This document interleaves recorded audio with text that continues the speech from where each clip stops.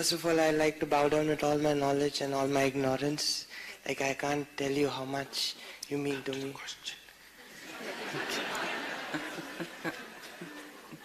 So my question is very simple. Whenever I go to watch a movie, I'm given a place and I can see the screen in front of me, hear the voice coming from somewhere, and I can understand where I am. But when it comes to my life, I don't know where I see things, where I hear things.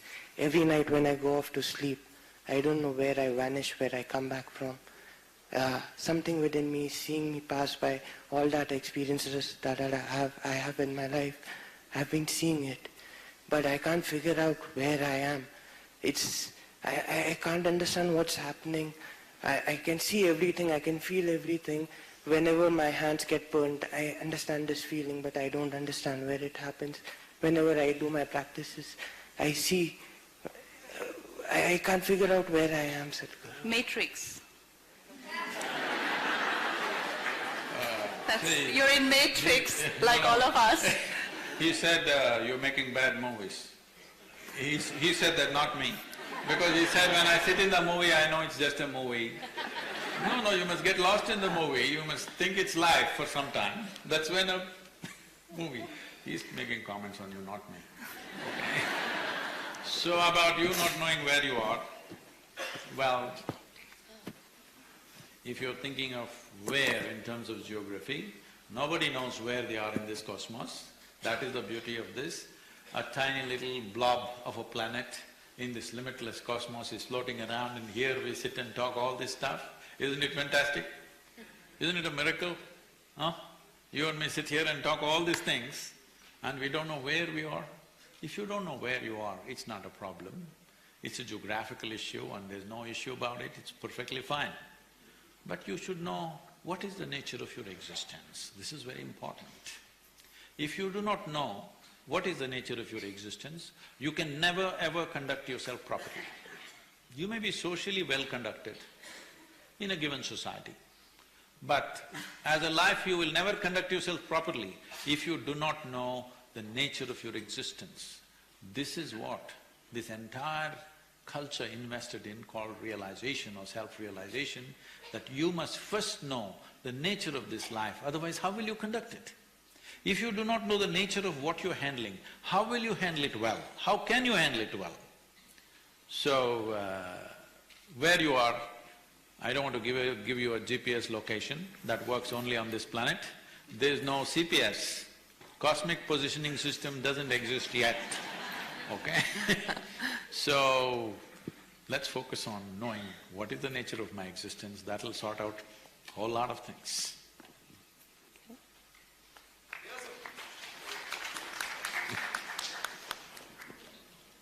What time is it? You've taken the whole time, it's 9 o'clock. Really? Okay, so that was long conversation. Hello, my question is that we often tend to attract patterns in our life. The pattern can be good or bad. It can be abusive relationships, it can be successes, it can be failures. So how to break away from a negative pattern and attract a positive one? And my second question is… Well, let's handle one at a time. She's asking you. No, she's definitely not asking me. I have the same question in my life.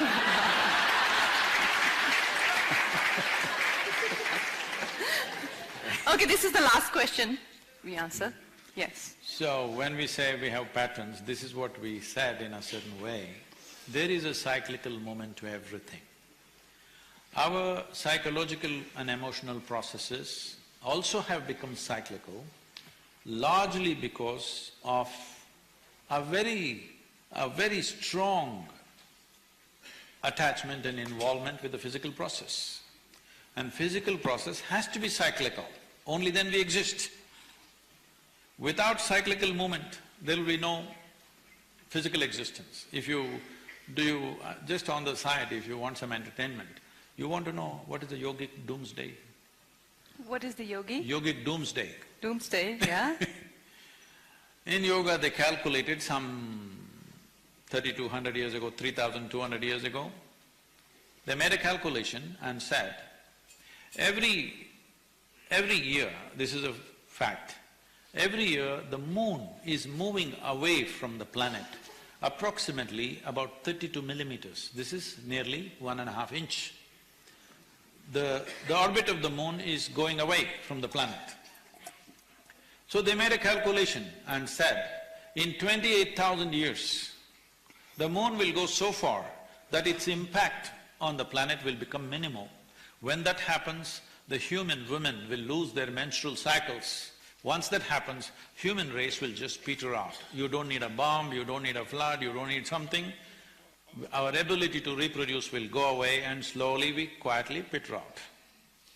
Having said that, our physical existence here is only because of the cycles, various levels of cycles going on within us, isn't it?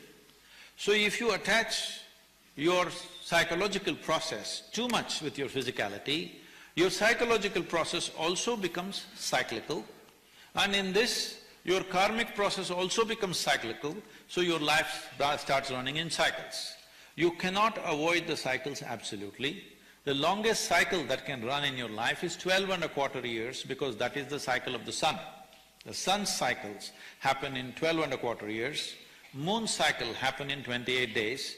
Our physical existence is based in the moon cycles, because unless our mothers' bodies were in sync with the cycles of the moon, we wouldn't be born. So our physical existence is a short cycle. But other dimensions of our existence is a longer cycle. Let us say your life became a 6-year cycle. Then you will be still fine, you will be productive, but once in a way you will freak on somebody, do this and that, but you will be still doing things successfully. Let us say your cycle became 3 years. Then you will see you will be still doing reasonably well, but volatile. One dimension of your life will be doing well, whatever you're competent with, the rest will be a mess, it'll be going like this. If it becomes, let's say, 18-month cycle, then you will see every day waking up in the morning is a problem. So many things will happen, nobody need to bother you. Everybody leaves you alone, still you will torture yourself in many, many different ways. Let's say your cycle becomes 9 months. Once you come below 9 months cycle, then you are serious trouble. If it becomes 3 months, you must be in the asylum, you shouldn't be out. I'm sorry, the next movie. If you get less than 3 months, then your physical existence itself is coming to an end, it will not go beyond that. How to watch these cycles? If you want to watch patterns, don't watch patterns in terms of what happens around you. You must learn to observe the system. There are clear-cut cycles happening. It's very important that you do the necessary sadhana to bring this cycle to the longest possible cycle within the human body is 12.25 year cycle. If you keep your cycle at that level, you will see you will be very well balanced, you will be successful with your life, you will handle your life effortlessly, and no matter what happens around you, everything works for you. Simply because you're in sync, because you must understand your existence is not independent of the sources which create you. Here, every moment of your life, everything that you do, the plant life, animal life and your life is all solar powered. Only if you're in sync with that fundamental energy, you will run with certain ease. Once, as you start getting away from that cycle, you will see life becomes more and more of a struggle.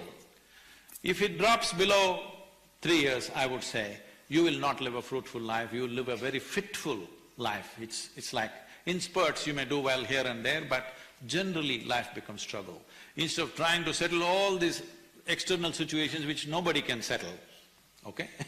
You lived long enough to know you cannot settle all the situations in our lives, but if you settle this one thing, bring it to the right kind of cyclical process, you will see everything falls into place for you.